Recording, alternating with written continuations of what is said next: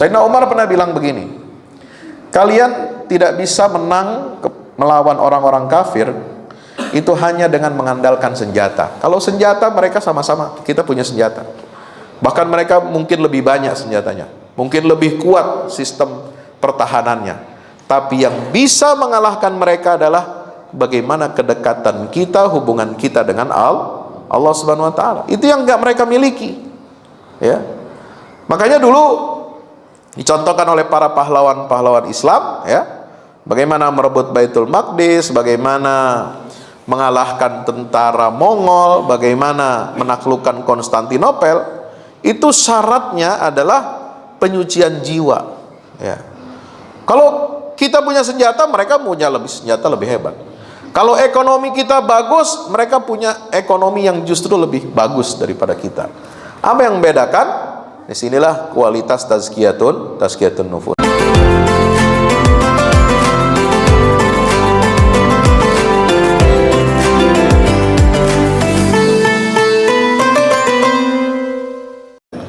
Assalamualaikum warahmatullahi wabarakatuh. Omannya lemes amat ini. Iya. Bapak-bapak enak sahurnya lengkap. Saya buru-buru kemari cuma makan kolak doang, air putih.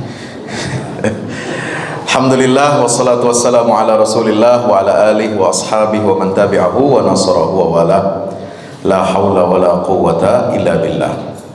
Subhanaka la ilma lana illa ma 'allamtana innaka antal alimul hakim. Wa qur rabbi zidni ilma warzuqni fahma. Hadirin hadirat jamaah kaum muslimin dan muslimat yang insyaallah semuanya dirahmati dan dimuliakan oleh Allah Subhanahu wa taala. Alhamdulillah kita sudah berada di hari yang ketiga bulan suci Ramadan, bulan yang kita nanti-nantikan.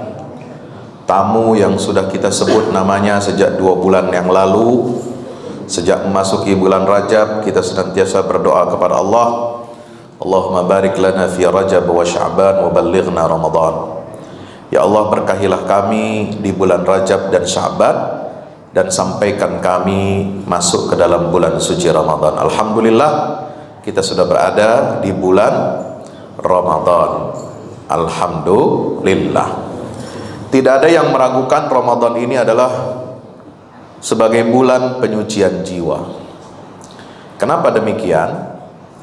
Karena satu ayat yang sangat penting di dalam Al-Quran ketika menggambarkan, mendefinisikan apa itu bulan Ramadan. Di dalam surah Al-Baqarah ayat 185 Allah mengatakan, Syahrul Ramadan alladzi unzila fihil Qur'an. Bulan Ramadan itu adalah hari-hari di mana kalian berpuasa diwajibkan oleh Allah Subhanahu wa taala sebagaimana petunjuk ayat 183 184 sebelumnya. Apa definisi bulan Ramadan? Alladzi unzila fihil Qur'an. Di bulan tersebut adalah bulan yang dipilih oleh Allah Subhanahu wa taala untuk Allah turunkan Al-Qur'an ini menjadi pedoman hidup bagi manusia. Maka para ulama diantaranya Syekh Muhammad Abduh Rashid Ridho mengatakan, kenapa Allah menyebut bulan Ramadan itu sebagai bulan turunnya Al-Quran? Apa hubungannya dengan puasa? Jamaah yang dirahmati Allah Subhanahu wa ta'ala, kenapa Allah memilih Ramadan sebagai bulan turunnya Al-Quran lalu kemudian kita diwajibkan untuk berpuasa? Tidak lain dan tidak bukan adalah supaya kita mensyukuri nikmat turunnya Al-Quran. Jadi kita puasa ini sebulan penuh, Bapak Ibu rahmati Allah, adalah untuk tasyakur nikmat. Nikmat apa? Nikmat turunnya Al-Quran, ya. Tidak ada nikmat yang lebih besar daripada nikmat turunnya Al-Quran kepada kita, hamba-hamba Allah. Maka mensyukuri nikmat yang sangat agung dan mulia itu, Allah memilih cara khusus. Apa cara khususnya? Puasa. Jadi kita puasa ini untuk mensyukuri apa? Nikmat turunnya Al-Quran. Nah, pertanyaannya, kenapa Allah memilih ibadah puasa sebagai cara mensyukuri nikmat Al-Quran? Karena dua-duanya, yaitu Al-Quran dan ibadah puasa, itu memiliki fungsi yang sama. Untuk apa? Membersihkan hati dan menyucikan jiwa-jiwa manusia. Sampai sini paham belum? Halo? Assalamualaikum. Ini nggak ada nyarap lagi, Pak. Ya, nggak ada ngopi lagi pagi ini ya. Jadi ini loadingnya harus bagus nih. Ya, ini jangan-jangan kekurangan air putih atau nggak ngopi tadi waktu sahur gitu ya. Ini menyebabkan apa, daya serapnya kurang. Ya, jangan sampai ya. Jadi kita diperintahkan Allah berpuasa ini punya tujuan. Ya, Al-Quran diturunkan bulan suci Ramadan. Kemudian Allah wajibkan kita puasa di bulan turunnya Al-Quran itu adalah dalam rangka kita mensucikan jiwa. Nah, sekarang bagaimana kita bisa mengolah, bisa memahami bagaimana supaya kita di bulan Ramadan ini menjadikan Ramadan sebagai bulan pendidikan, penyucian jiwa? Maka kemarin sebelum masuk bulan suci Ramadan, di penghujung Sya'ban ya, tanggal 19 saya meluncurkan buku judulnya Penyucian Jiwa untuk Pemajuan Bangsa. Nah, kita lihat video berikut ini. Ada suaranya nggak ini? Nah, kagak muncul suaranya. Bisa dimunculin di situ? Enggak, itu di sini nggak keluar suaranya. Nggak tahu di situ. Saya bingung juga ini. Dari mana keluarnya ini ya? Hah? Di ini. Dari mana? Suara ininya di ini. Suara mana? Oh, udah full. Udah full? Oh, Sony itu. Oh, udah full. Nggak ada masalah. Yang masalahnya di situ. Dia nempel keluar di sana aja. Ya. Jadi jamaah dirahmati Allah Subhanahu wa taala, ya kalau semalam saya Zoom ini ada keluar suaranya ini. Ya. Nah, ini kenapa kita buat ya buku ini? Karena ada permasalahan yang dihadapi oleh bangsa kita. Ya, masalah bangsa kita ini sangat banyak, kompleks, ya. Bukan cuma bencana alam. Kalau bencana alam itu sudah lumrah, sudah biasa. Namanya hidup di dunia ini, itu hidup pasti banyak ujiannya. Tapi ujian yang menimpa bangsa kita ini bukan bencana alam, bukan karena alam, tapi karena ulah perbuatan manusia. Korupsi merajalela, ya, pengkhianatan, belum lagi narkoba, belum lagi perzinahan, belum lagi homoseksual, belum lagi pembunuhan, bahkan pembunuhan dilakukan oleh aparat penegak hukum. Ya, apa namanya? Ya, kita saksikan kemarin berbulan-bulan persoalan apa? Sambo. Ya, itu dilakukan, bahkan melibatkan petinggi-petinggi. Ya, saling untuk apa? Menutupi kejahatan. Ya, nauzubillah min zalik. Suap menyuap, nauzubillah. Pinjaman online ribawi, ya, sampai di kampung-kampung masuk tuh. Ya, namanya bangke. Tahu bangke? Bank keliling. Nah, ini makanya di Permata Pamulang itu harus dibuat spanduk besar, pamflet haram bangke masuk sini. Ya, bukan hanya bangke tikus. Ya, ini bangke orang nih, manusia yang mencari mangsa, menjerat mereka dengan apa? Pinjaman-pinjaman. Ya, mulai dari pinjaman yang online sampai offline ini, semua orang dimanjakan dengan apa? Fasilitas-fasilitas ribawi. Ingin cepat, ya, dapat duit, kemudian menawarkan kemewahan dan lain sebagainya. Nauzubillah. Belum lagi perjudian, minuman keras, ada lagi sekarang paham yang merusak umat Islam, apa? Seksual consent. Menjalani hubungan seksual itu hanya perlu apa? suka sama suka, persetujuan. Ya. Dibungkus dengan macam-macam. Jadi paham-paham ini semua berakibat apa? Liberalisme akhlak. Liberalisasi akhlak. Liberalisme dan sekularisme melahirkan apa? Hati yang rusak. Makanya inti dakwah para nabi dan rasul itu adalah untuk menyucikan jiwa manusia. Ya. Coba lihat ayat-ayat yang menerangkan tentang fungsi risalah yang dibawa oleh Nabi kita Muhammad SAW. Yang itu juga dibawa oleh para nabi-nabi sebelumnya adalah apa? Wa yuzakkihim, yaitu untuk menyucikan jiwa manusia. Maka Imam Ibnu Qayyim al-Jauziyah menulis, sesungguhnya penyucian jiwa itu telah ditugaskan kepada para rasul.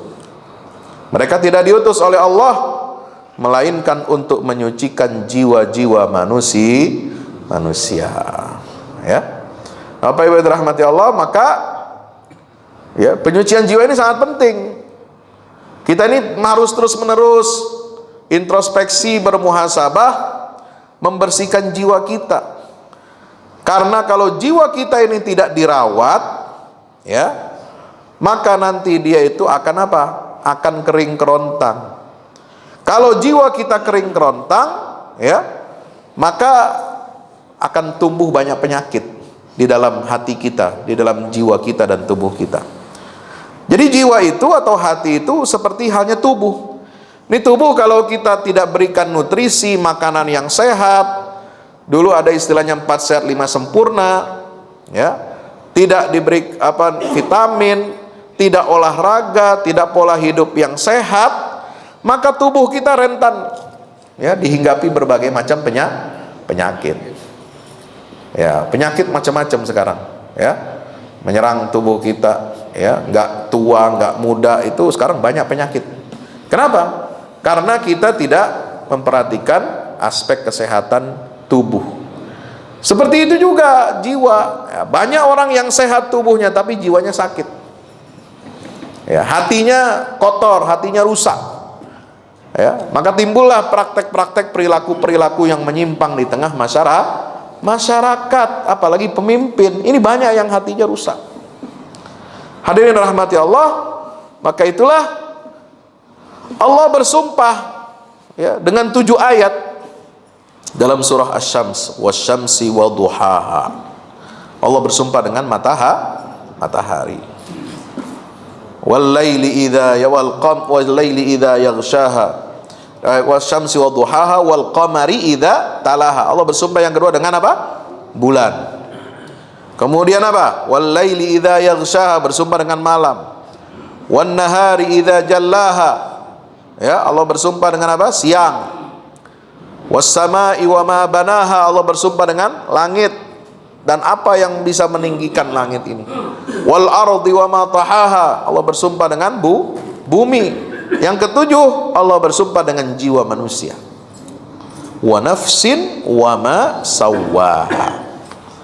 Kenapa Allah bersumpah dengan makhluk-makhluk ini? Menunjukkan pentingnya, besarnya nikmat Allah Subhanahu wa ta'ala.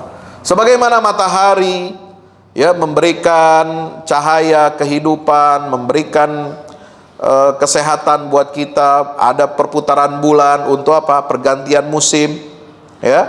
Kemudian ada siang, ada malam. Siang buat bekerja, malam kita buat istirahat. Ini semua diciptakan oleh Allah.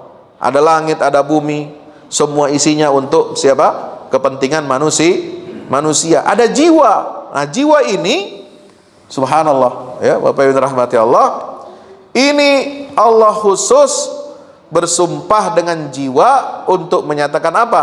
Qad aflaha man zakkaha wa qad khaba man dassaha.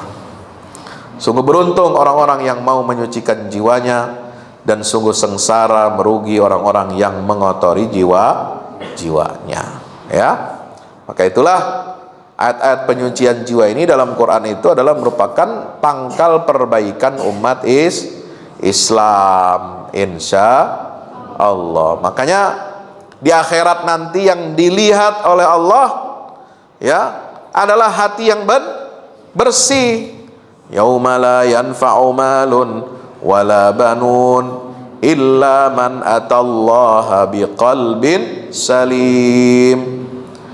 Hari kiamat itu adalah hari ketika tidak berguna lagi harta dan anak-anak kita. Ya, kita akan datang menghadap Allah, bertanggung jawab terhadap amal kita. Ya, itu kita akan selamat di hari pengadilan nanti kalau kita datang menghadap Allah dengan membawa hati yang bersih, hati yang selamat dari berbagai macam penyakit-penyakit, kotoran-kotoran hati. Maka tugas para nabi dan rasul ini adalah untuk apa? Untuk menyucikan jiwa manusia. Lihat doanya Nabi Ibrahim, Rabbana wab'ats fihim rasulan minhum yatlu alaihim ayatika wa yu'allimuhumul kitaba wal hikmata wa yuzakkihim innaka antal azizul hakim. Al-Baqarah 129. Ini meniscayakan, ya, ini doa dari Nabi Ibrahim yang dikabulkan oleh Allah dengan lahirnya Rasulullah Muhammad sallallahu alaihi wasallam, di mana rasul yang dimohonkan oleh Nabi Ibrahim kepada Allah diutus ke tengah-tengah manusia di akhir zaman itu adalah salah satu fungsinya adalah untuk menyucikan jiwa manusia. Nah, sekarang di mana fungsi tazkiyah? Kita sudah baca ayat Al-Qur'an, kita mengajarkan ilmu Al-Qur'an, iya, tapi yang kurang ini adalah tazkiyatun nafsi, penyucian jiwa. Ini yang paling sedikit. Ya, kita baca semua ilmu pengetahuan. Masya Allah. Udah? Sambung belum? Coba kita ulang, ya. Ya, ulang lagi dah, biar mantap. Sebab harus ada videonya. Kalau nggak ada videonya susah. Oke. Cakep. Begini dong dari tadi.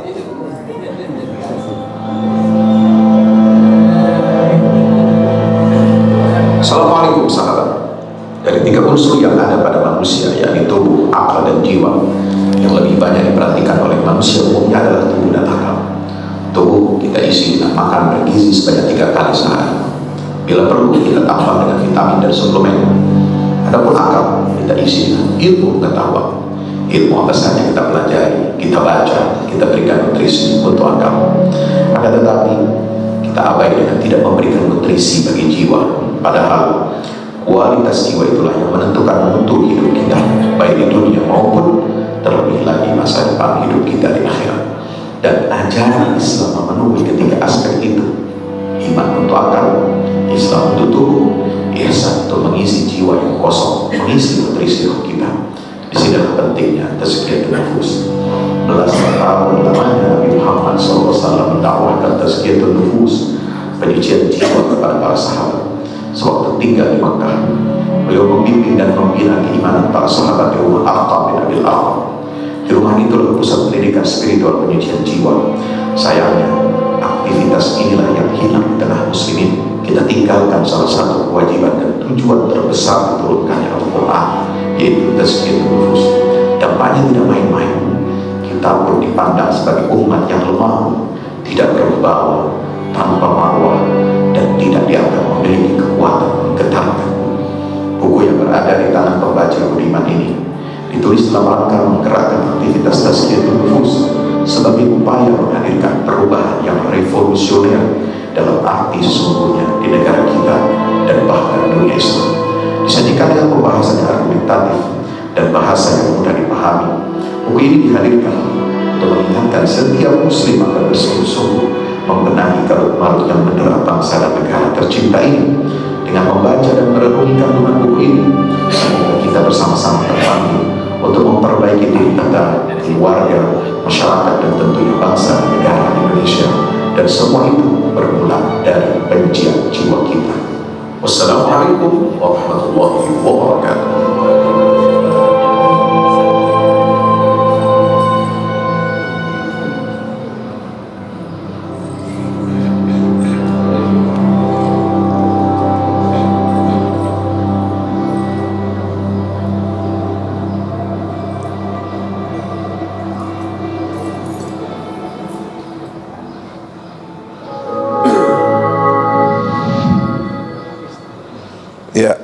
Jadi kekuatan peradaban Islam ini, sebagaimana dicontohkan oleh Al-Quran, dipraktekkan oleh Nabi SAW, ini adalah berangkat dari kekuatan tazkiyah, ya, penyucian jiwa. Kalau jiwa kita Muslim ini bersih, ya, tidak dihinggapi berbagai macam penyakit, jiwa kita sehat, ya, maka kita dapat memberikan contoh keteladanan bagi bangsa, ya.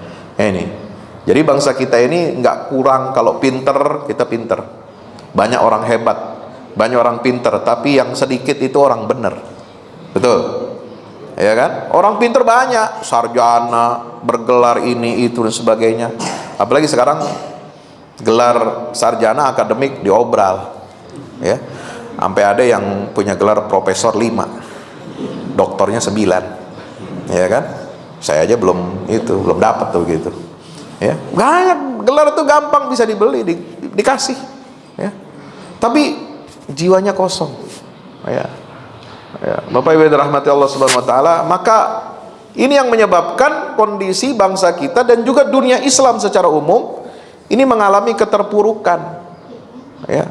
Kenapa generasi sahabat mereka dalam tempo waktu kurang dari 25 tahun itu bisa mendakwahkan, menyebarkan Islam ini ke seluruh dunia dan bisa menundukkan kekaisaran Persia dan bekas-bekas wilayah jajahan Romawi? Satu kuncinya, mereka punya kekuatan jiwa. Kekuatan jiwanya luar biasa, ya. Abu Bakar Siddiq, Umar bin Khattab, Utsman, Ali itu pemimpin-pemimpin Islam yang luar biasa hebat. Itu kalau ibadah, kalau dia bekerja, kalau dia melayani umat, itu nggak tanggung-tanggung, ya.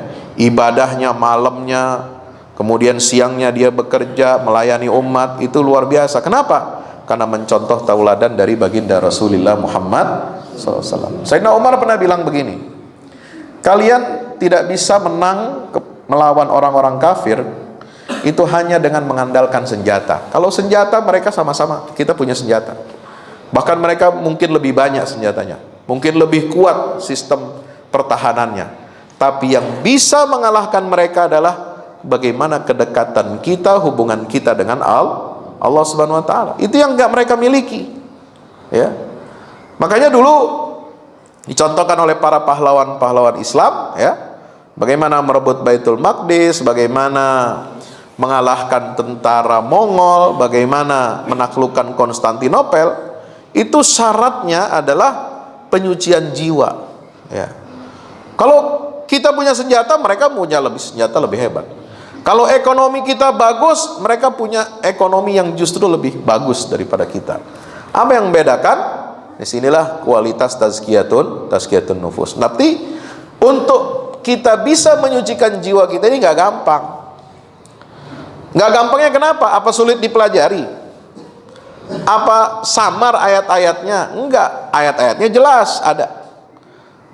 Tidak sulit untuk kita pelajari karena bisa kita baca terjemahannya, kita bisa baca tafsirnya. Tapi yang sulit dan berat adalah pada saat kita ingin membersihkan jiwa, kita harus bersiap-siap menghadapi syahwat dan hawa nafsu. Sama ketika kita melaksanakan ibadah puasa. Ini sekarang puasa. Kemarin demen, seneng gitu dengar kajian tentang Ramadan. Ya, demen bagaimana kita berharap mendapatkan pahala yang berkali lipat ibadah Ramadan. Siapa yang melaksanakan ibadah fardu, maka dia balasannya 70 kali. Siapa yang melaksanakan ibadah sunnah, maka pahalanya sama dengan ibadah fardu. Ya, dibuka pintu-pintu surga lebar-lebar, ditutup rapat-rapat pintu neraka. Senang kita mendengar, tapi ketika menjalani ibadah Ramadan berat. Pengennya Ramadan ini bisa hatam Quran berkali-kali, tapi prakteknya susah. Ya, baru duduk baca Quran di masjid 1 lembar udah kunang-kunang mata. Udah begini ngantuk. Pantatnya udah panas, ya, udah duduk begini, angkat lagi begini, sampai jalan kagak bisa juga, ya. Nah itu godaannya, itu godaan setan. Padahal setannya apa? Dibelenggu kata Rasulullah SAW. Berarti apa? Bukan karena setan yang menyebabkan kita lemah ketika kita berpuasa Ramadan, Tapi karena udah kebiasaan kita dari sononya sebelumnya, ya, udah jarang baca Quran, udah males baca Quran, sehingga ketika bulan Ramadan, ya begitu kualitas kita. Ya. Cuma kuatnya apa? Nahan lapar kuat, nahan haus kuat sampai maghrib, ya. Tapi untuk meningkatkan ibadah kita nggak kuat. Kenapa? Karena kebiasaan kita di bulan Ramadan itu begitu. Nauzubillah min dzalik. Maka itu kita berusaha untuk membersihkan hati kita, ya. Bersihkan hati di bulan Ramadan ini, mohon kepada Allah dikuatkan iman Islam kita, berupaya, ya, bagaimana kita sehari bisa baca Quran minimal 1 juz. Kalau 1 juz sehari, ya, 2 lembar setiap setelah sholat fardu, usahakan, ya, itu. Yang bisa sanggup lebih dari itu silahkan, 4 lembar habis setiap sholat fardu, bisa 6 lembar habis setiap sholat fardu, dan seterusnya, insya Allah, ya. Nah, pendidikan penyucian jiwa juga itu diajarkan di dalam Al-Quran ketika membahas tentang takdir Allah. Ini kalau kita tidak bersih hati kita, jiwa kita menerima takdir Allah, lada kita nggak lapang, ini bisa mengotori hati kita. Maka Allah ceritakan ada satu kisah Nabi yang sangat luar biasa, yaitu Nabi Yusuf. Satu surat namanya surat Yusuf, dari awal sampai akhir ceritanya tentang dia. Cerita tentang apa? Bukan tentang mukjizat, bukan tentang perjuangan bagaimana menghadapi orang kafir, tapi cerita bagaimana dia menerima takdir Allah dengan lapang dada. Sampai ujiannya itu dari kecil sampai dia dewasa. Ujian saudara, ada ujiannya. Dengki, hasad, iri, ya, nauzubillah min, sampai dimasukkan ke dalam sumur, dibilang sama bapaknya ditipu-tipu, ya, dibilang ini adik kami ini dapat dimangsa oleh serigala, ya, ini buktinya, bajunya dikasih darah bohongan, ya, kalau sekarang kasih sirup marjan, ya, kira-kira begitu, ya, dikasih sirup campur apa ya, obat merah apa ya? Apa itu? Buah naga, bukan obat merah, apa namanya? Obat apa, betadin gitu ya. Nah, biar ada bau-bau darahnya, bau-bau amisnya dikit. Masya Allah, ya. Itu dijebloskan ke dalam sumur, diambil, diangkat jadi apa? Jadi budak, dibeli masuk ke istana. Di istana sampai dia mulai remaja, ganteng, hebat, cakep, didemenin sama istri majikannya, ya. Lalu kemudian difitnah, lalu masuk penjara. Di penjara diselamatkan oleh Allah, ya, mentakwilkan mimpi Raja Mesir, dia bisa mengatur begini, ya. Kemudian diangkat dari penjara, dijadikan Perdana Menteri, subhanallah. Ini ujian, sampai kemudian ketemu dengan dengan saudara-saudaranya, terus begitu. Sampai puncaknya, wa rafa'a abawaihi 'alal 'arsy wa kharru lahu sujada wa qala ya abati hadza ta'wilu ru'yaya min qablu qad ja'alaha rabbi haqqan wa qad ahsana bi. Nah, dia mengatakan begini, wahai ayahku, inilah takwil mimpi saya yang dulu ketika aku sampaikan kepada engkau bahwasanya matahari, ya, kemudian bulan dan 11 bintang itu sujud tunduk kepadaku, dan Allah telah berbuat baik kepada saya. Oh, bayangkan, wa qad ahsana bi. Coba kira-kira kalau kita difitnah seperti itu, seperti Nabi Yusuf, kira-kira bisa nggak ngomong begitu?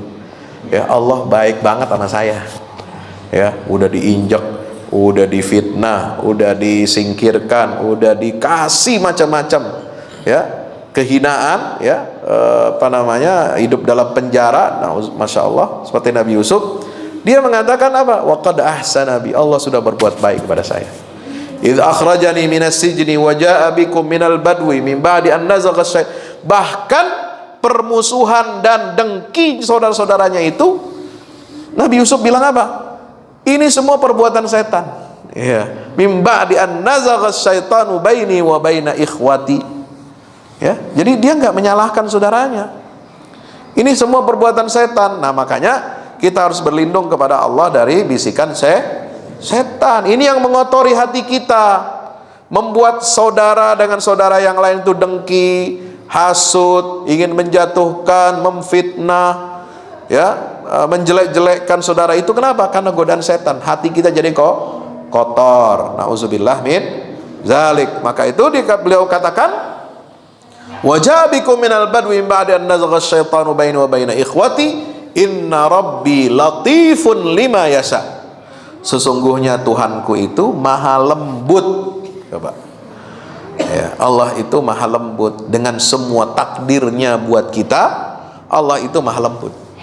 Ya, jatuh bangun, rugi, ya, pandemi kemarin banyak yang rugi gulung tikar, kemudian apa? Banyak yang meninggal dunia dan sebagainya. Semua ujian-ujian dari Allah, ya. Itu semua bukan untuk menghinakan kita, tapi untuk membuat kita semakin kuat. Kisah Nabi Yusuf juga bercerita tentang apa? Moralitas pemimpin yang amanah. Jadi Nabi Yusuf ini pemimpin. Setelah diuji, diangkat jadi pemimpin. Ya, untuk ngurusi apa? Negara. Kuasa. Subhanallah. Dia bilang apa? Inni hafizun alim. Sesungguhnya aku ini adalah orang yang dapat menjaga amanah aset negara. Hafiz. Ya, tidak boros, tidak bermewah-mewahan, tidak korupsi. Ya. Nah, ini. Jadi buka puasa bersama itu bukan mewah-mewah sebenarnya. Ya. Kalau pejabat buka puasa bersama kan ngundang fakir miskin, bagi buat anak yatim, ya enggak? Iya, bukan mewah-mewahan. Apalagi alasan pakai Covid lagi. Nggak ada itu. Kopat-kopit melulu, udah capek gua. Ya, udah nggak ada. Ya. Sekarang ini, masya Allah, ya, dibikinlah bermacam-macam alasan.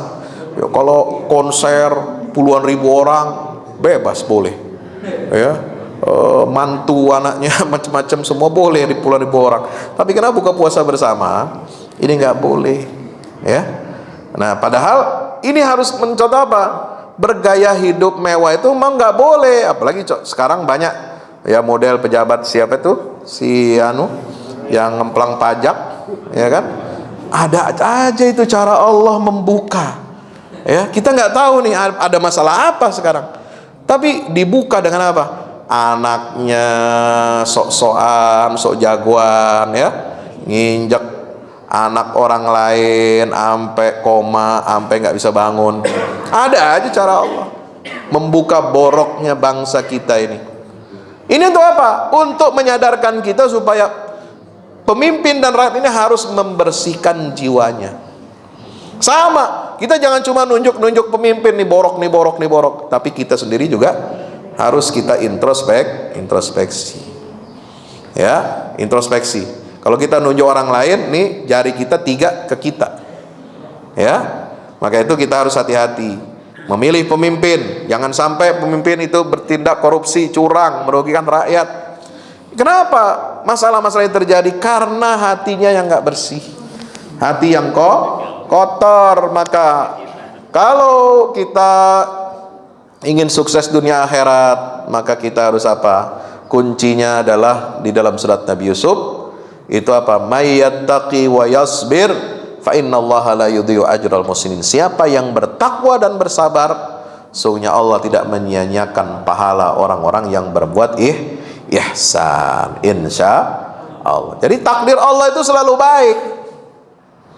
Kalau Allah memberikan ujian yang berat, itu sebenarnya adalah untuk kebaikan kita. Kita belajar dari takdir Allah. Kita belajar dari bagaimana Allah memperlakukan kita. Kalau kita tunduk patuh kepada Allah dalam keadaan apapun, ujian seberat apapun, kita tetap berbaik sangka kepada Allah Subhanahu wa taala, maka tidak akan ada ruginya kita ini. Justru kita akan selalu beruntung. Kata Nabi SAW, ajaban li amril mu'min, in asabathu sarra syakar. Orang beriman itu punya keunikan yang tidak ada pada diri orang lain. Kalau dia mendapatkan kenikmatan, dia akan bersyukur, syukur nikmat, lapang hatinya, masya Allah. Nggak sombong, tapi dia bersyukur atas nikmat itu. Tapi kalau dia menerima apa? Ujian, wa in asabathu dharra sabar. Kalau dia menerima ya keburukan ataupun ujian yang sulit, maka dia apa? Bersabar. Kita harus bersabar terhadap ujian-ujian dari Allah Subhanahu wa taala. Bapak yang dirahmati Allah, apalagi unsur penyucian jiwa ini penting, yaitu beriman kepada hari kiamat. Banyak orang melakukan kejahatan, banyak orang melakukan korupsi, banyak orang merugikan orang lain. Kenapa? Karena dia enggak percaya kepada hari akhirat. Nauzubillah min zalik. Tidak percaya kepada adanya hari kebangkitan, tidak percaya adanya pertanggungjawaban amal di hadapan Allah Subhanahu wa taala. Ya, ini yang menyebabkan kezaliman ini merajalela di dunia ini. Ya, orang kafir merajalela, orang Islam yang mengaku Islam juga merajalela kezalimannya kepada sesama muslim.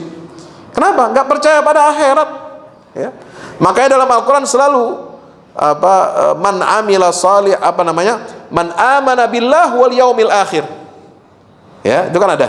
Wa amila salihan falahum ajrun min rabbihim wala khaufun alaihim wala hum yahzanun. Selalu diiringkan, dihubungkan iman pada Allah dengan iman kepada hari akhirat. Hadis Nabi juga mengatakan demikian, man kana yu'minu billah wal yaumil akhir falyukrim dhaifahu falyukrim jarahu aw liyaqul khairan aw liyasmut. Itu siapa yang beriman kepada Allah dan hari akhirat. Jadi enggak cukup kita menyatakan diri kita beriman pada Allah, bersyahadat, tapi nggak percaya akhirat. Ya, kalau nggak percaya akhirat, terus buat apa Anda ya hidup di dunia ini? Ya, akan bertanggung jawab kepada siapa ya amal perbuatan kita ini? Tentu kita akan mempertanggungjawabkan amal kita kepada Allah Subhanahu wa taala. Jadi penyucian jiwa ini harus dimulai dengan iman kepada Allah dan iman kepada hari akhirat. Kalau iman pada hari akhirat ditinggalkan, itu pun maka kita akan mencampur antara yang hak dan yang batil. Kalau kita tidak takut kepada hari akhirat, maka pasti kita akan berbuat semau-maunya kita. Ya, nauzubillah min zalik. Boleh jadi kita menjalankan ibadah, sholat, puasa, zakat, haji, tapi karena iman kepada akhirat kita tidak betul, maka kita ya terjebak kepada perbuatan maksiat kepada Allah Subhanahu wa taala. Maka itu penting kita mengokohkan iman kepada hari akhirat. Belajar dari sejarah perilaku Bani Israel. Kenapa sih? Coba pertanyaannya. Ya, semua imam ya, imamin sholat fardu itu dia baca surat Al-Fatihah. Kalau kita sholat sendiri juga baca surat Al-Fatihah. Iyyaka na'budu wa iyyaka nasta'in. Ini penghambaan kita kepada Allah. Tapi setelah penghambaan kita kepada Allah, kita mohon apa? Ihdinas siratal mustaqim. Apa itu siratal mustaqim? Siratal ladzina an'amta 'alaihim ghairil maghdubi 'alaihim waladdallin. Jalan orang yang kau berikan nikmat, bukan jalan orang-orang yang tersesat dan apalagi yang dimurkai oleh Allah. Nah, kita berarti apa? Iman kepada Allah, ibadah kepada Allah tidak bisa lepas dari apa? Proses penyucian jiwa dengan cara bagaimana? Menjauhkan diri kita dari sifat-sifat perangai-perangai buruk umat-umat yang sesat dan dimurkai oleh Allah Subhanahu wa taala. Ya, Bani Israel paling banyak tuh kisahnya dalam Al-Qur'an. Ya, supaya apa? Tujuannya ada banyak sekali kisah Bani Israel di dalam Al-Quran supaya kita tidak mengulangi kesalahan mereka. Apa kesalahan Bani Israel? Mereka mendustakan Rasulnya, ngeyel, suka mendebat, ya. Mereka kemudian merasa sok paling pinter, paling keren, ya. Kemudian melecehkan para nabi dan rasul. Berapa banyak nabi dan rasul yang mereka hinakan? Nabi Musa aja yang berjasa ya mengeluarkan atau membebaskan Bani Israel dari perbudakannya siapa? Fir'aun. Itu dilecehkan sama Bani Israel. Perintah-perintahnya banyak diacuhkan, diabaikan. Ya. Nabi Isa mau dibunuh sama mereka. Zakaria, Yahya berhasil mereka bunuh. Ya, berapa banyak nabi yang mereka langgar aturan-aturannya.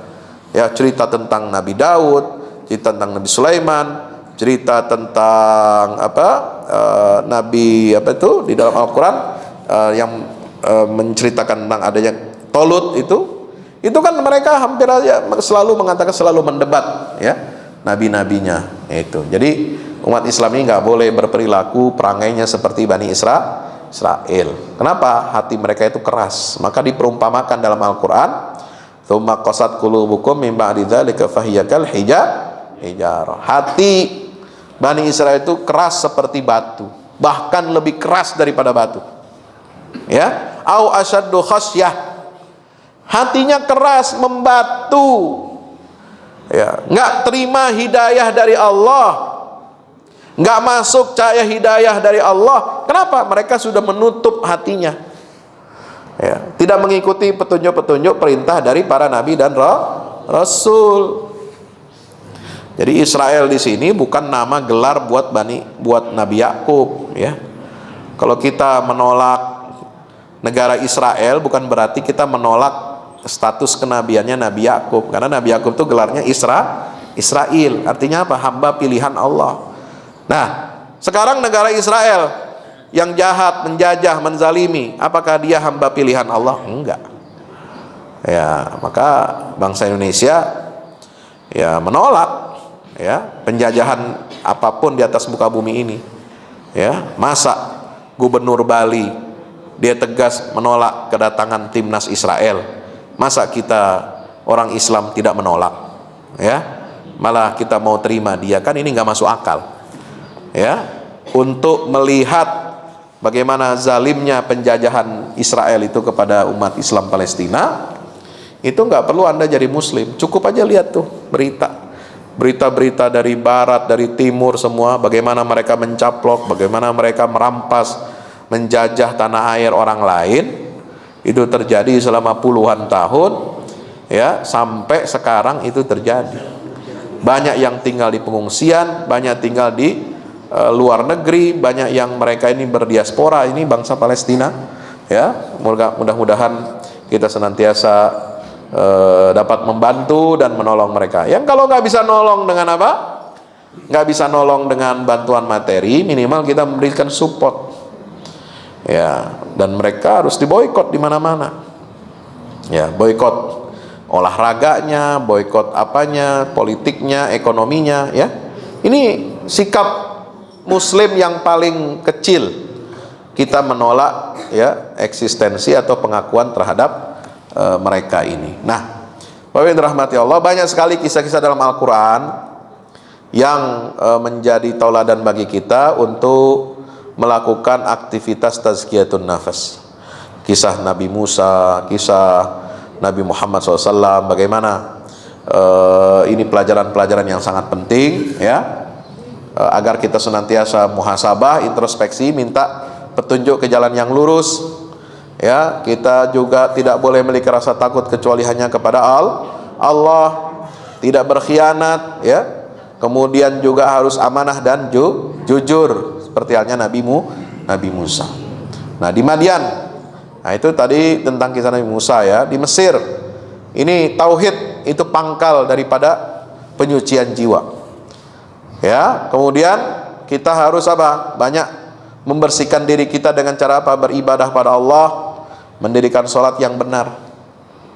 Ya, kemudian percaya kepada hari kiamat. Ini tazkiyatun nafsi yang ada dalam pelajaran kisah Nabi Musa. Kita harus yakin bahwa Allah pasti menolong hambanya. Itu. Kita harus yakin bahwa Allah pasti meneguhkan kedudukan agama ini di atas muka bumi. Ya. Nah, selain itu juga ada kisah tentang lelaki mukmin keluarga Fir'aun. Lelaki mukmin keluarga Fir'aun. Ya, ini juga luar biasa. Ini untuk apa? Untuk mengingatkan kepada kita, ya, pentingnya kita ini berdakwah kepada orang yang jahat sekalipun, yang merusak hati dan pikiran rakyatnya, dan kita harus menyampaikan dakwah Islam ini kepada mereka.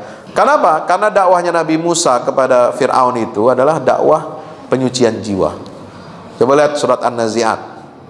Ya, ketika Allah mengatakan ana rabbukumul a'la. Fir'aun mengklaim bahwa dirinya adalah Tuhan yang paling tinggi. Lalu dijawab oleh Nabi Musa, hallaka ila anta zakka wa ahdiyaka ila rabbika fatakhsha. Maukah kamu menyucikan dirimu, menyucikan jiwamu? Jadi dakwah yang disampaikan oleh Nabi Musa kepada Fir'aun itu adalah dakwah penyucian jiwa. Hallaka ila anta zakka, ya, maukah engkau menyucikan jiwamu, membersihkan hatimu? Kenapa? Fir'aun jadi jahat karena hatinya kotor. Itu udah rumus baku. Siapapun pemimpin yang jahat kepada rakyatnya atau jahat kepada Islam dan kaum muslimin, pasti itu hatinya kotor. Ya. Wa ahdiyaka ila rabbika fatakhsha. Kalau hatimu sudah bersih, aku akan berikan petunjuk kepadamu kepada jalan Tuhanmu. Sehingga apa? Kamu bisa takut kepada Allah Subhanahu wa ta'ala, ya. Maka ini pentingnya mengetazkiyatun nufus, termasuk menyikapi fitnah, membaca rahasia kehidupan, kisah Ashabul Kahfi, ya. Ini semua pelajaran untuk penyucian jiwa kita. Kenapa kita tiap hari Jumat baca surat Al-Kahfi? Ya, supaya kita terlindung dari fitnah agama, fitnah harta, fitnah iblis, fitnah kekuasaan, fitnah ilmu pengetahuan.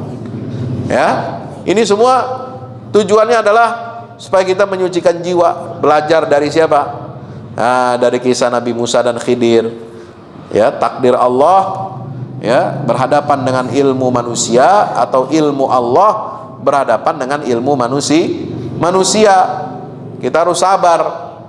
Kita harus membaca takdir Allah itu dengan baik.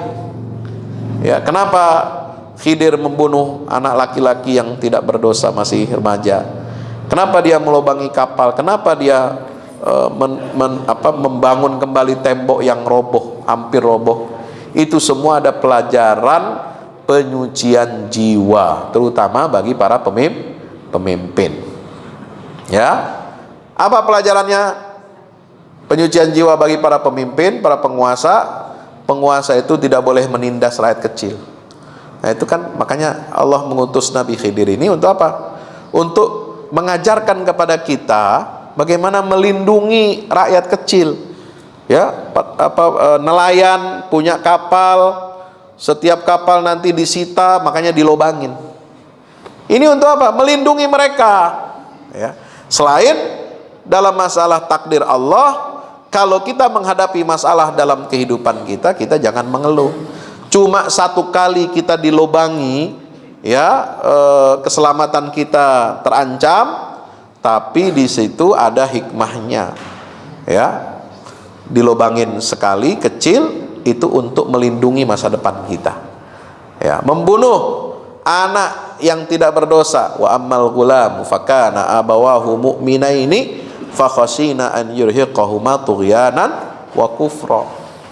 Kenapa Nabi Khidir membunuh anak yang belum ada dosanya? Karena khawatir nanti besar orang tuanya, ya, akan dimurtadkan, akan dijerumuskan kepada kekufuran. Maka diganti. Anak yang masih ini, karena masa depannya sudah dibaca, sudah diketahui oleh Allah, dia akan merusak, dia akan menyebabkan sengsara bagi kedua orang tuanya, maka dia dipotong. Ya, generasinya dipotong nih. Gitu. Nah, yang ketiga, ya, Nabi Musa dan Khidir diutus oleh Allah untuk apa? Melindungi generasi yang baik. Kalau tadi yang dibunuh itu kan orang jahat, ya, bakal calon orang jahat. Nah, kalau orang baik, orang soleh, anak soleh, hartanya saja dilindungi padahal dia belum dewasa. Orang tuanya soleh, anaknya soleh, harta milik orang tuanya yang diwariskan kepada anak yatim yang soleh ini, itu dilindungi oleh Allah Subhanahu. Ini pelajaran bagi para pemimpin, bahwa setiap pemimpin harus mengayomi dan melindungi SDM atau generasi yang baik. Gitu.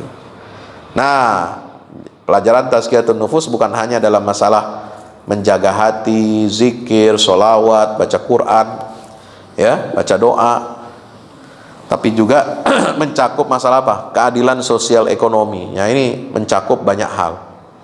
Ya, banyak orang sholat, tapi sholatnya celaka, kata Allah. Fawailun lil musallin. Kenapa sholatnya membawa kecelakaan? Yang bagaimana sholat yang mencelakakan adalah mereka yang lalai terhadap sholatnya. Kalau kita berbuat riya dalam ibadah dan sholatnya itu tidak mendorong dia untuk peduli kepada sesama, enggan memberikan bantuan, na'udzubillah, maka itulah kategori orang yang mendustakan agama. Maka itu keadilan sosial ekonomi ini penting. Nah, kita sering berdakwah ya kepada umat, pada masyarakat, jarang menyentuh keadilan sosial. Ya, keutamaan yang dibahas, keutamaan zikir, keutamaan sholawat, keutamaan baca Quran, keutamaan sedekah. Tapi tidak ada kita bahas keutamaan pemimpin yang amanah, keutamaan pemimpin yang jujur, keutamaan pemimpin yang adil. Ya, coba Pak, kalau pemimpin yang adil itu dia berdoa kepada Allah, doanya pasti dikabul. Ya, negerinya pasti makmur. Pemimpin yang adil, dia khutbah Jumat. Ini pemimpin yang adil ini begini, ya, dia yang mimpin sholat Jumat, dia adil, dia berdoa kepada Allah, doanya nggak bakalan ditolak oleh Allah Subhanahu Wa Taala. Ya, itu baru pemimpin yang adil.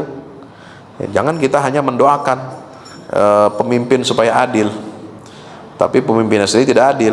Nah, makanya pemimpin yang adil itu apa? Kan ada tuh al-imamul adil.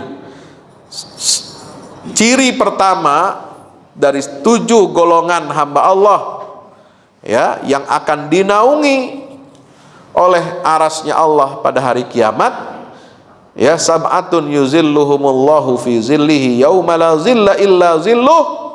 Yang pertama, posisi paling tinggi adalah imamun adil, pemimpin yang adil, tidak berbuat curang, tidak berbuat zalim. Ya, kalau pemimpin adil ini dia berdoa, doanya tidak akan ditolak oleh Allah. Apalagi dia mimpin sholat, apalagi dia mimpin khutbah Jumat, dia berdoa kepada Allah, masya Allah, itu berkah negerinya, lahir dan batin, insya Allah. Ya. Nah, maka itu jangan hati kita mengeras seperti batu, seperti halnya kaum Samud, ya. Dia hebat, bisa bikin apa? Bikin istana, bikin rumah-rumah dari apa? Dari batu. Batu-batu yang besar itu, seperti di Arab Saudi, kaum Samud ini kan ada sekarang jadi tempat wisata. Kalau dulu oleh Nabi nggak boleh dikunjungi. Nggak, kalau lewat situ kamu harus cepat-cepat. Harus tutup kepala kamu dengan apa, dengan kain atau apa, lalu nangislah kamu atau pura-pura nangis. Tapi zaman sekarang tempat yang diazab oleh Allah itu jadi tempat wisata. Ya, nah ini menunjukkan apa? Kita harus berhati-hati. Ya, melewati negeri-negeri yang dihancurkan oleh Allah itu buat pelajaran bagi kita agar kita tidak menjadi umat yang keras hatinya. Demikian pula pelajaran dari negeri Sabah. Nah ini, baldatun thayyibatun wa rabbun ghafur. Ya, kalau kita melanggar syarat dan ketentuan dari Allah seperti halnya negeri Sabah, maka kita akan diazab oleh Allah Subhanahu wa taala. Nah, ini yang menyebabkan kehancuran bangsa. Jadi kalau kita buka ayat-ayat Al-Qur'an, apa saja yang menyebabkan baiknya suatu bangsa, suatu negeri, dan hancurnya suatu bangsa atau negeri, ini yang menyebabkan kehancuran suatu bangsa. Ya, ada pemimpin yang jahat, menganggap pemimpin itu penguasa seperti Fir'aun, itu seperti Tuhan, ya, congkak, sombong, berbuat kerusakan, zalim, melampaui kebenaran, berbuat fasik, kemudian berbuat berlebih-lebihan, israf, menghina, merendahkan rakyat, bermegah-megahan dan merasa kuat, penasihat-penasihat yang jahat, dan ditambah lagi dengan wafatnya ulama yang benar, yang lurus, ini banyak yang diwafatkan oleh Allah Subhanahu wa taala. Maka itulah ya solusi bagi karut-marutnya negeri kita, bangsa kita, ini kembali kepada tazkiyatun nufus, penyucian jiwa. Wala anna ahlal qura amanu wa taqau la fatahna alaihim barakatin minas sama'i wal ard walakin kadzabu fa akhadnahum bima kanu yaksibun. Ya, kembalikan ruh agama dalam kehidupan kita dalam berbangsa bernegara. Jangan agama dituduh macam-macam. Dituduh biang kemunduran, dituduh masalah bangsa. Ya, musuh Pancasila katanya adalah agama. Nah, ini nggak boleh. Mas, bagaimana agama jadi musuh terbesar Pancasila? Sementara Pancasila itu lahir karena spirit agama, dirumuskan oleh ulama-ulama yang ahli agama. Ya, ini menjadi nilai-nilai luhur bangsa kita. Ketuhanan yang Maha Esa, kemanusiaan yang adil beradab, persatuan Indonesia, kerakyatan yang dipimpin oleh hikmah kebijaksanaan dalam permusyawaratan perwakilan, keadilan sosial bagi seluruh ini. Itu semua nilai-nilai Islam. Maka kalau negara kita, bangsa kita ingin baik, kembalilah kepada pondasi ya konstitusi kita, undang-undang dasar kita. Itu menunjukkan apa? Kualitas iman dan takwa kepada Allah Subhanahu wa taala. Baik, Bapak yang dirahmati Allah, barangkali itu yang dapat saya sampaikan. Jadi buku ini banyak memuat tema-tema penyucian jiwa terutama kepada rakyat dan pemimpin. Ini penting. Ada 30 tema yang ada di buku ini, bisa kita baca satu hari satu tema, cuma sebentar ya, sekali duduk. Habis baca Quran 1 juz, baca bukunya. Satu tema. Insya Allah ini akan menimbulkan semangat bagi kita untuk apa? Menyucikan jiwa. Itu berlandaskan ayat-ayat dari Al-Quran dan sunnah Nabi kita Muhammad sallallahu alaihi wasallam. Saya kira itu yang dapat saya sampaikan. Dan terakhir pesan dari Allah, apa yang menyebabkan kalian kalah itu bukan karena Allah meninggalkan kita, tapi karena masalah di dalam jiwa kita. Ada pertanyaan di dalam surat Ali Imran ayat 165. Awalam ma asabatkum musibatun qad asabtum mithlaiha qultum anna hadza qul huwa min indi anfusikum. Ketika umat Islam mengalami kekalahan di perang Uhud, mereka bertanya-tanya, kok bisa kita kalah? Dari mana kekalahan ini? Allah menjawab, qul huwa min indi anfusikum. Kekalahan kamu itu karena ulah ya diri kamu sendiri, karena kotornya jiwa-jiwa kalian. Itu sama seperti sekarang umat Islam kalah dalam banyak peperangan, dalam banyak aspek kehidupan. Kenapa? Karena jiwa kita kotor. Ya, kalau jiwa kita kotor, sulit untuk mendapatkan petunjuk dari Al-Qur'an. Kalau nggak bisa mendapatkan akses untuk hidayah Al-Quran, maka hidup kita ini pasti gelap ya, meraba-raba, akan sengsara. Man a'rada an dzikri fa inna lahu ma'isyatan dhanka wa nahsuruhu yaumal qiyamati a'ma. Siapa orang yang berpaling dari Al-Quran, maka dia akan mendapatkan kehidupan yang serba gelap ya, dan kami akan kumpulkan dia pada hari kiamat dalam keadaan buta. Nauzubillah min zalik ya. Kita berlindung kepada Allah Subhanahu wa taala. Maka kita harus kembalikan kejayaan umat Islam ini dengan apa? Tazkiyatun nufus, penyucian jiwa. Itulah yang dicontohkan oleh Rasulullah, membersihkan jiwa para sahabatnya ketika di Makkah, dakwah di Makkah. Itu yang dicontohkan para ulama salafus salih al-amilin. Ketika umat Islam terpuruk ya, Imam Al-Ghazali membuat kitab Ihya Ulumuddin untuk apa? Mereformasi kehidupan umat Islam, menghidupkan ilmu-ilmu agama. Ya, ketika umat Islam kalah di mana? Di perang melawan Mongol, Baghdad dihancurkan, maka proses ya kembali untuk apa? Mengalami kebaikan, kemajuan itu adalah dengan proses penyucian jiwa, insya Allah. Demikian yang dapat saya sampaikan. Qul qouli hadza astaghfirullah li wa lakum. Wassalamualaikum warahmatullahi wabarakatuh. Ya, sudah waktu dulu. Ada yang mau bertanya? Ada? Oh, Pak Haji Ahmad. Satu pertanyaan kali ya, karena udah menjelang duha.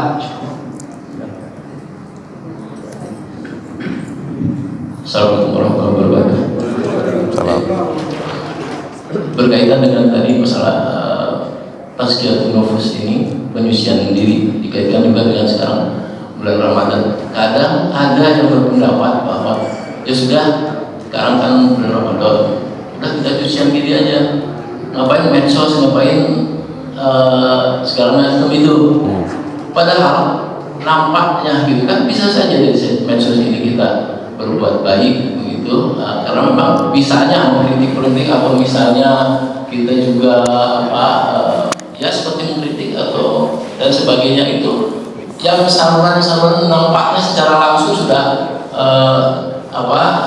sedikit relatif tertutup gitu dengan medsos juga kali bisa kita kritik itu bisa terjadi ya.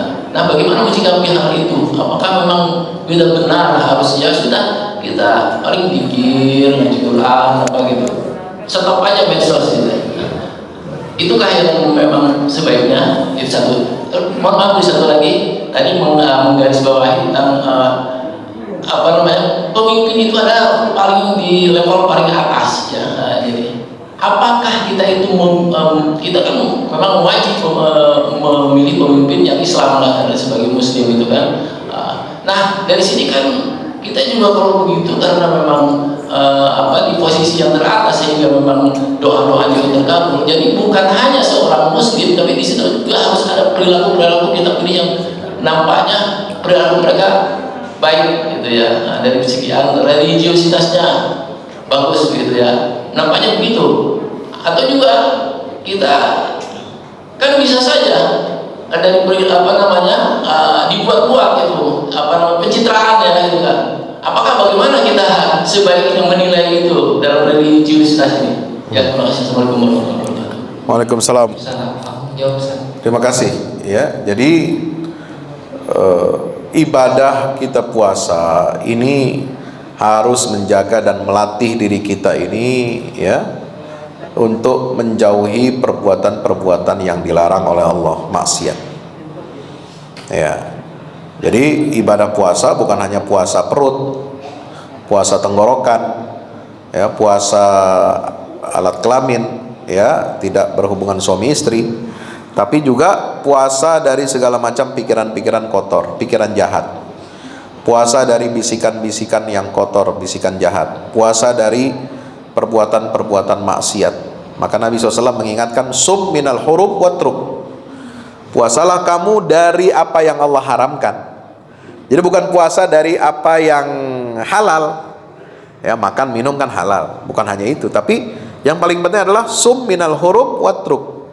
Puasalah kamu dari apa yang diharamkan oleh Allah dan tinggalkan semua perbuatan-perbuatan maksiat itu. Nah, jadi bukan berarti kita menutup semua media ya untuk fokus ya. Media yang nggak benar ya jangan kita tonton. Sekarang banyak tontonan-tontonan tayangan bulan puasa ya, isinya nggak jelas, hanya untuk hiburan, ketawa-ketawa, nggak ada isinya. Nah, itu jangan ditonton. Kita tonton tontonan yang bermutu. Kita lihat tayangan-tayangan yang bermutu, yang meningkatkan iman dan takwa kita kepada Allah Subhanahu wa taala. Media sosial ya, ada yang hoax, ada yang benar. Kalau yang hoax tinggalkan. Tapi kalau yang benar beritanya lalu kemudian merugikan kita umat Islam, kita harus kritik, kita harus kritisi. Boleh nggak? Boleh. Bulan puasa kan ada amar ma'ruf nahi mungkar. Ya, jadi salah satu amal soleh itu adalah amar ma'ruf nahi mungkar, tapi dengan kapasitas kita masing-masing. Kalau yang punya kekuasaan itu dengan apa? Tangannya. Ya, man ra'a minkum mungkaran falyughayyirhu biyadihi, kata Rasulullah SAW.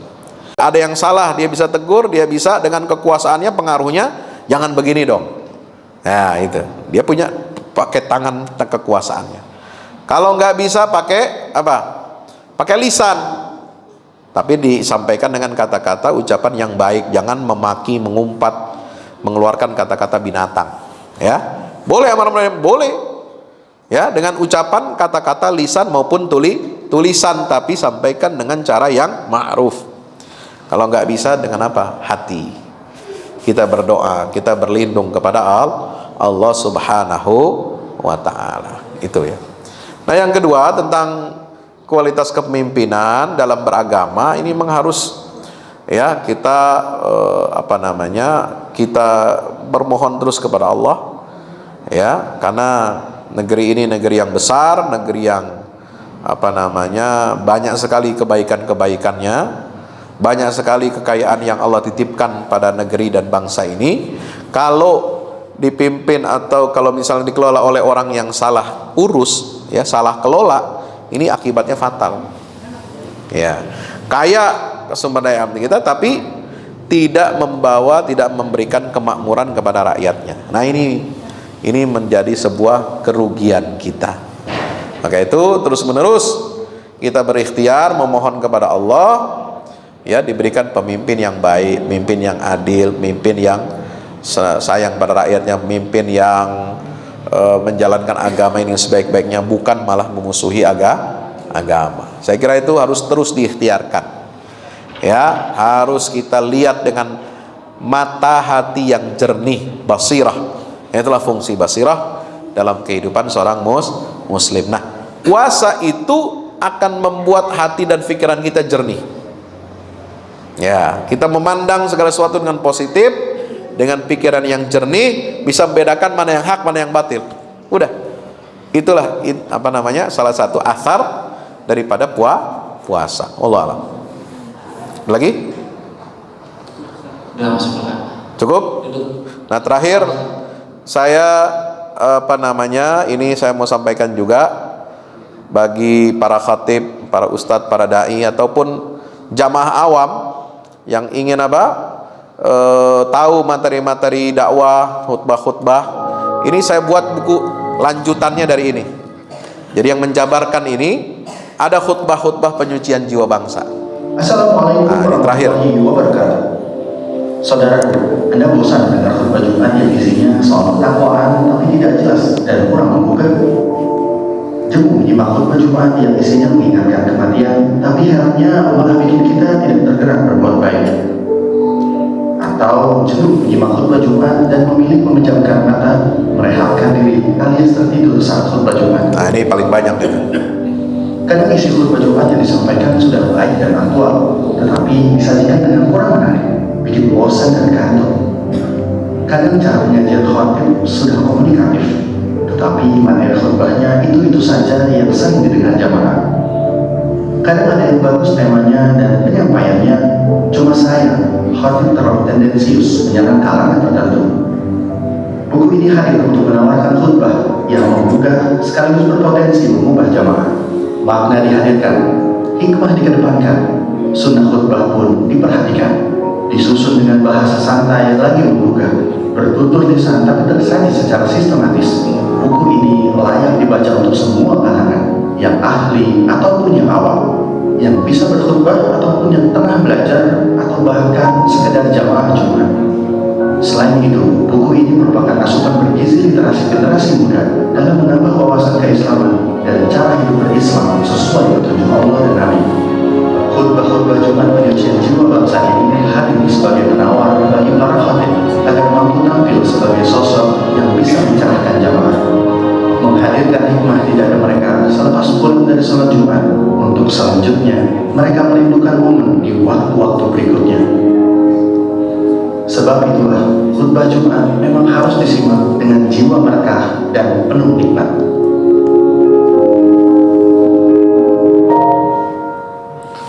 Demikian, mari kita tutup dengan hamdalah. Alhamdulillahirabbil alamin, subhanakallah bihamdika asyhadu an la ilaha illa anta astaghfiruka wa atubu ilaik. Wal 'asri innal insana lafi khusr illa alladziina aamanu wa 'amilus shalihat wa tawassaw bil haqqi wa tawassaw bis sabr. Wassalamualaikum warahmatullahi wabarakatuh. Waalaikumsalam.